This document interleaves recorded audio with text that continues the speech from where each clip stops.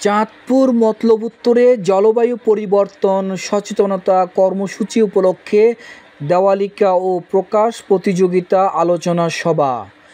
আজ বৃহস্পতিবার ৩১/৭/২০২৫ তারিখ চাঁদপুর মতলব উত্তর জীবগাঁও ঐতিহ্যবাহী শিক্ষা প্রতিষ্ঠান জীবগাঁও স্কুল অ্যান্ড কলেজ মাধ্যমিক বিদ্যালয়ে অনুষ্ঠিত হয়েছে জলবায়ু পরিবর্তন সচেতনতা কর্মসূচি উপলক্ষে বিশেষ আলোচনা সভা দেওয়ালিকা ও প্রকাশ অনুষ্ঠিত হয়েছে।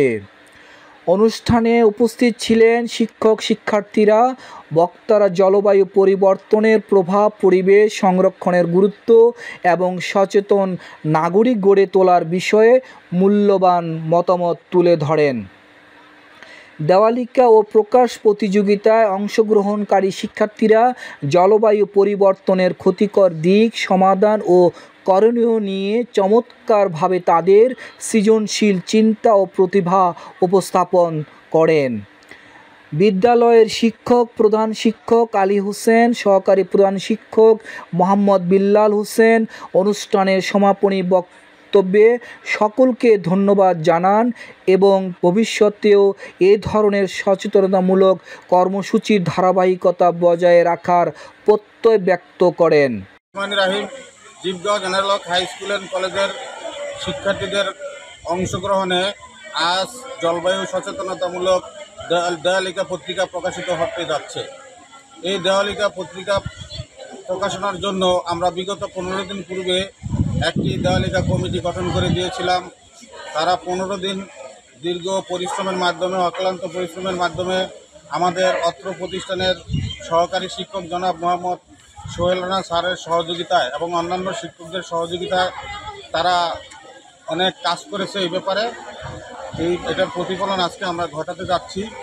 এই জন্য আপনাদের সকলের দোয়া প্রার্থনা। এই সময় বক্তব্য রাখেন সহকারী শিক্ষক Sohel Rana. Jibgaon general high school and কলেজের শিক্ষার্থীদের অংশগ্রহণে জলবায়ু সচেতনতামূলক দেয়ালিকা আজ আনুষ্ঠানিকভাবে প্রকাশ পেতে যাচ্ছে।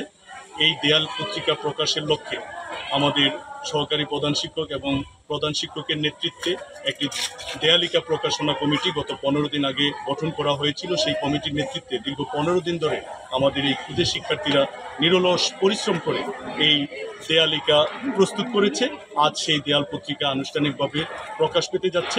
আমি ধন্যবাদ জানাচ্ছি যে সমস্ত শিক্ষার্থীরা এই দেয়াল পত্রিকা আনুষ্ঠানিকভাবে প্রকাশের লক্ষ্যে নিরলস পরিশ্রম করে গেছেন। সেই সঙ্গে ধন্যবাদ জানাচ্ছি আমাদের অত্র প্রতিষ্ঠানের অধ্যক্ষ মহোদয় জনাব আলী হোসেন স্যারকে এবং সহকারী প্রধান শিক্ষক বিলাল হোসেন স্যারকে, যারা আমাকে বুদ্ধি এবং পরামর্শ দিয়ে সবসময় সহযোগিতা করেছেন। ধন্যবাদ জানাচ্ছি অন্যান্য সহকারী শিক্ষকদের।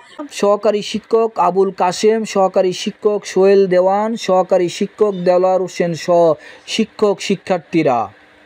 এই আয়োজনের মাধ্যমে শিক্ষার্থীদের মধ্যে পরিবেশ সচেতনতা বৃদ্ধি পেয়েছে এবং তারা জলবায়ু পরিবর্তনের প্রতিরোধে নিজ নিজ অবস্থান থেকে দায়িত্বশীল ভূমিকা পালনের অঙ্গীকার করেছে।